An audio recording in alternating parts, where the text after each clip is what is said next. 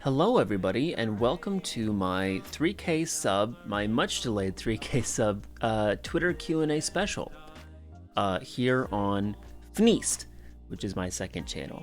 And if for some reason you don't know my first channel, it is Freest, which is the one that has 3,000 subs. So if you clicked on this video and you were confused as to why I was doing a 3K sub special video on a channel that has far fewer than that number of subs, it's because it's for my other channel, my main channel, which is the one that has that many subscribers.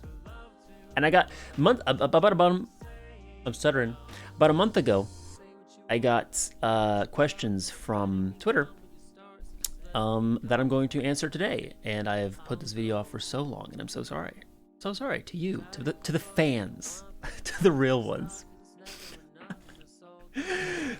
Yeah, you know what? Let's take a casual swig of water, like a cool guy would.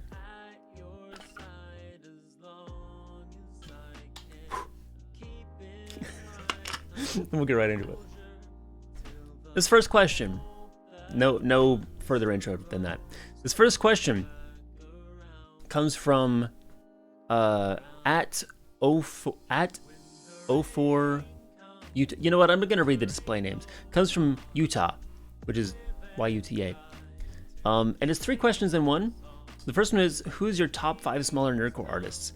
I don't know if I can answer that one. Like, I don't even know if I can come close to answering that one because I don't know what counts as a smaller nerdcore artist. Like, I don't know how small a smaller nerdcore artist is.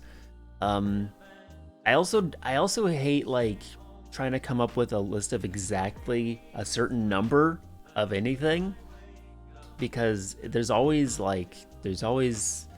not that number, and then somebody has to be like left out of it, you know. And then also like the list is going to be like so influenced by who I know better and like who I'm friends with and like who's, you know, stuff I've heard more. So I'm just gonna like, I don't know, a couple folks that come to mind recently. And again, smaller is such a deceiving term because it doesn't always mean that like they haven't been around or that they're not known in the community, but maybe they have a smaller following, you know?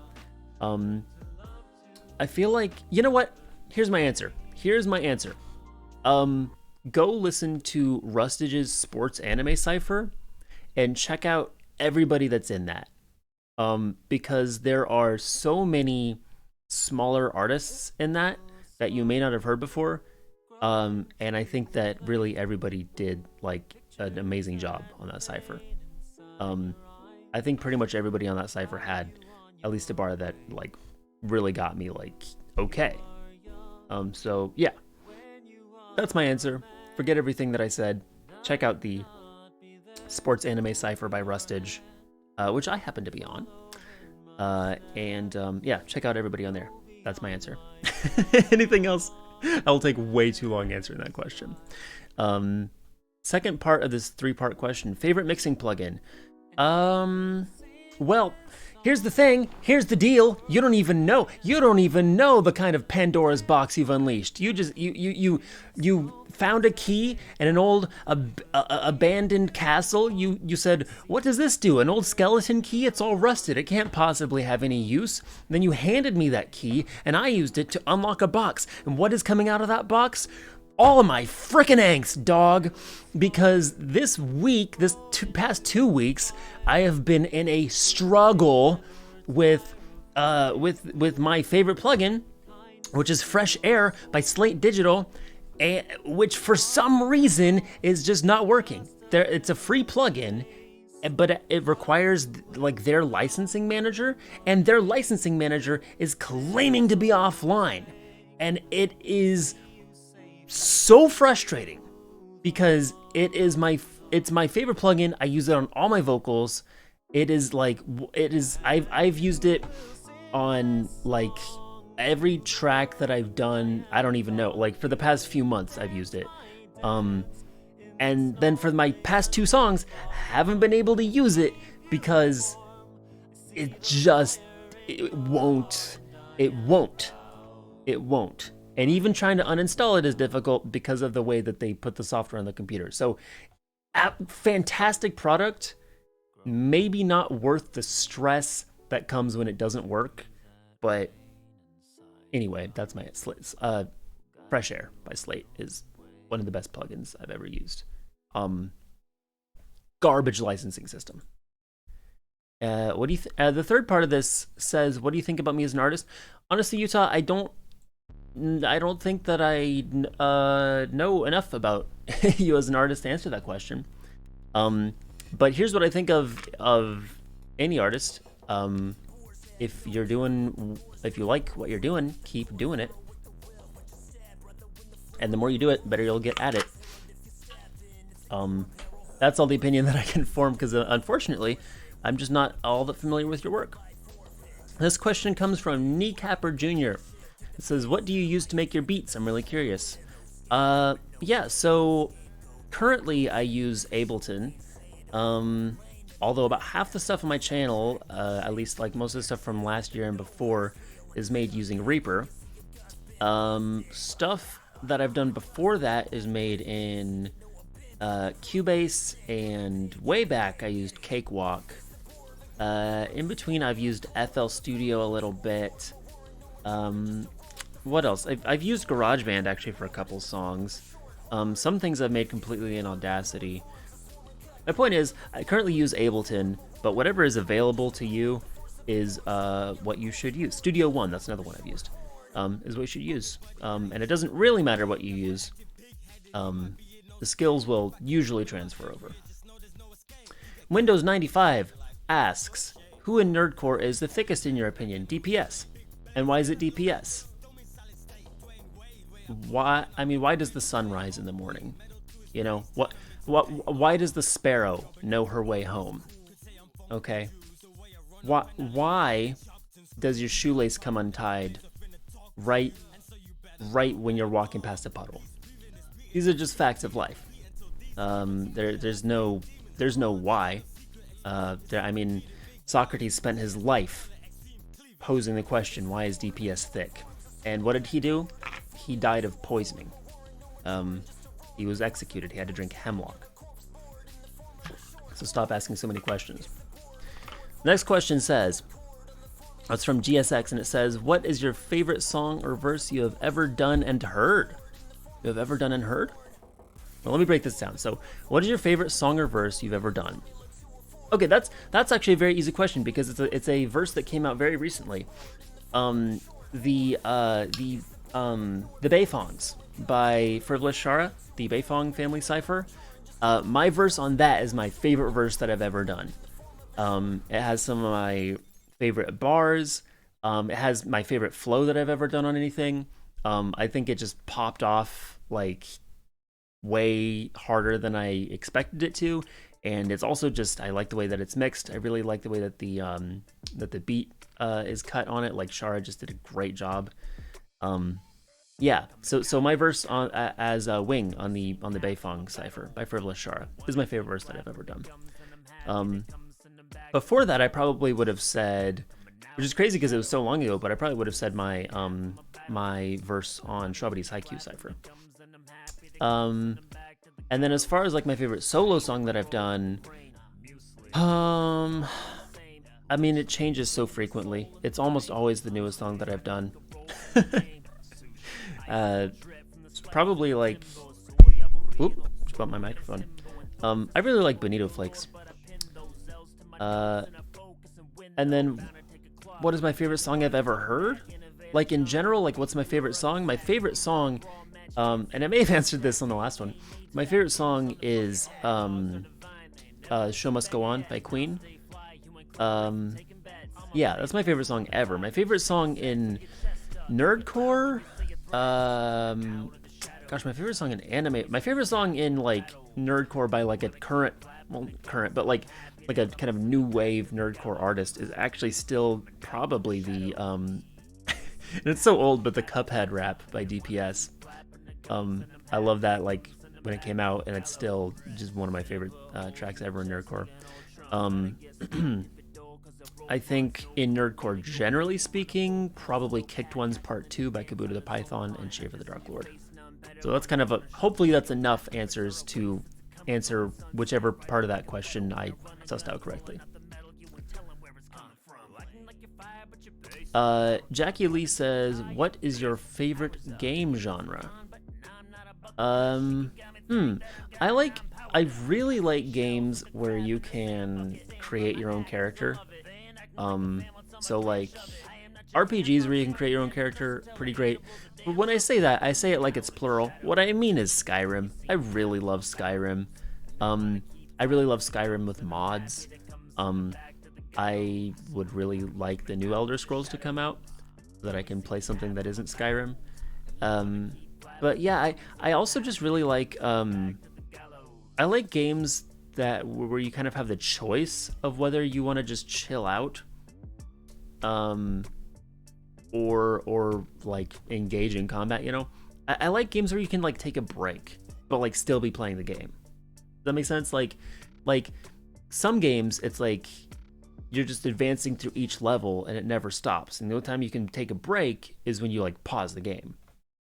But in stuff like Skyrim, you can like do a quest and then you can come back, you know, to your wife, Ayla the Huntress, and she'll be like, hey, yo, I'm making soup, you know? And I think that that's pretty dope. Although my spouse in Skyrim is usually a mod, so it'll be Inigo. Dynamite just says Dinosaur. If this is a question of what is my favorite dinosaur, there's no question mark. If this is what is your favorite dinosaur, that's complicated because I mean last year, even a few months ago, I would have been like a Apatosaurus, and I love Apatosaurus, but like lately with some of the new models that have been coming out, like, and some of the art that I've been seeing, like up on Paleo Twitter, I don't know. It's, you know, here's what I'll say. It's a toss-up. It's a race that is still in the running. So I mean, I'll get back. I guess I'll get back to you on that. I'm really leaning towards theropods lately. That's all I'm gonna say. Outside of Karasuno, what school? Oh, sorry. Tzedek, I'm sorry. Display names only. Zachary says, outside of Karasuno, what school in Haikyuu is your favorite? I don't know the names of any of the teams. I only know like who plays for them, so by what they look like, because I don't remember anybody's name. Isn't that crazy? This is a show I've seen multiple times. But Kenma's team. Yeah, I really like Kenma's team. I really like Kenma. I feel like if I played on Kenma's team, I would be utilized to my like full potential, whatever that is. And there wouldn't be so much pressure to be the best, you know? It would just be like it's like just fit in, you know? Like, and if you don't fit in already, like you'll figure out how to fit in. Like that's also a team effort. Nakoma, thank you. Yeah, so that is both my favorite school and also like, yeah, which team I play for. My favorite school as far as like their team. So, and obviously I would play for, well, I don't know. I mean, like, would I not want to play for Karasuno? Or if it's just like ones that aren't Karasuno, then yeah, Nakoma. And also it's cats. Love cats. So, yeah, I'll go with that. Let's see. Local twink causes problems on purpose, otherwise known as noise. Says, what's your work-life balance like, especially considering you're doing nerdcore and working a job? Complicated. Especially because I'm not really like, yeah, I'm doing Nerdcore, I'm doing YouTube, and I'm doing Twitch. And that's actually what I do most of the time now. I know I asked this question you asked this question like a little bit ago, but yeah, like with features and like ghostwriting and like other stuff, it's really what I'm doing most of the time. So it's kind of, I don't know if balance is the right word. Balance in a sense of spinning plates, maybe. Balance in the sense of tiptoeing over the barrier between, you know, on one side the interstate, and on the other side down below more interstate, or perhaps a river or a creek that could be fallen into. Yeah. It's odd because I think most of my friends are people like in and around Nerdcore. So like work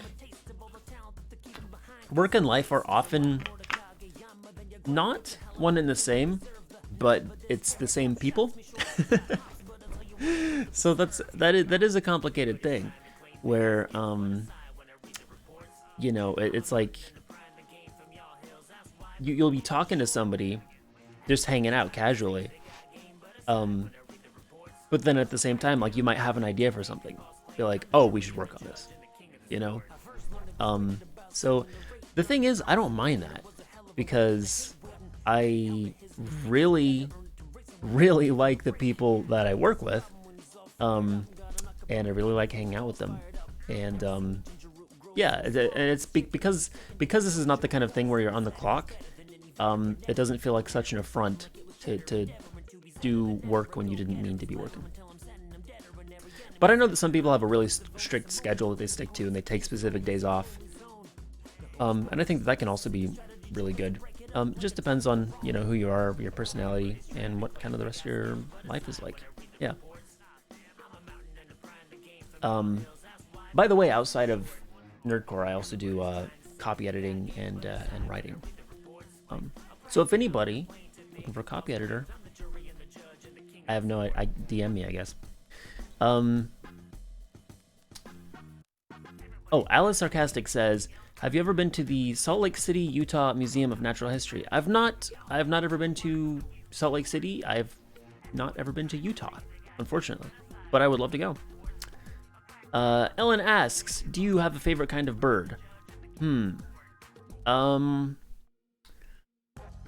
That's such a tough question. So the Indiana state bird is the cardinal, and I really do like cardinals.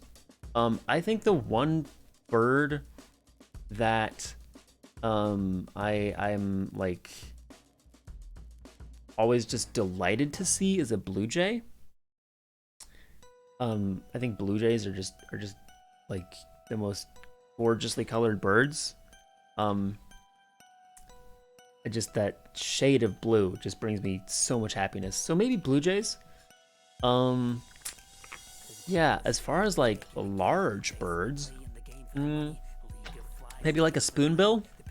Spoonbills are fun because they're just absolute dinosaurs. Like, there's no getting around it. They just are dinosaurs. So yeah, I'd say probably either blue jays or spoonbills. And Zoe asks, what's your favorite fruit? Freddie Mercury. But aside from him, well, here's the thing. I enjoy grapes, and I really like grape flavored stuff. I know that grape flavored stuff does not actually taste like grapes, but I do like grape flavored stuff, and I do like grapes. I'm not sure if grapes are my favorite fruit. It's not pineapple. I enjoy pineapple, but it's not pineapple. I like cantaloupe, but not all the time. You know, I'm not always in a cantaloupe mood. I'm trying to think of a fruit where if you handed it to me at like any time, I'd be like, oh hell yeah, it's that fruit. You know, I'm just trying to rule some out. You know, I don't think there's any apple that qualifies. I don't think there's any pear that qualifies. It's not bananas. It's not peaches either. Not plums. Persimmons, never been too fond of persimmons, honestly. I mean, I like persimmon flavored stuff. To me, persimmons are a little too much work, I think, as a fruit. Not as bad as pomegranates, which is also a delicious fruit that is just too much work. Mango. Ellen suggests mango, and I think you might actually be absolutely correct with that. There is never a time when I don't want a mango. Yes, I think mango has to be it. Yeah. Unfortunately, you don't get a lot of mangoes here. Yeah. So when I can get them, yeah, mango. I probably have to go to the international market actually to get a good mango. Okay. Amy asks, favorite thing about this community? My favorite thing about this community, meaning the NERDCORE community, and I guess sort of the surrounding like adjacent like anime I don't know, anime YouTube community. I know they can be separate, but they converge a lot. My favorite thing is probably like it's probably how quickly I've seen people band together over like the common interest of keeping keeping the space like positive, not allowing toxicity to like pervade it, you know? Like any community, like we have our toxic members, you know, we have problems, we have drama, such as it is. But I really feel like that's not the majority.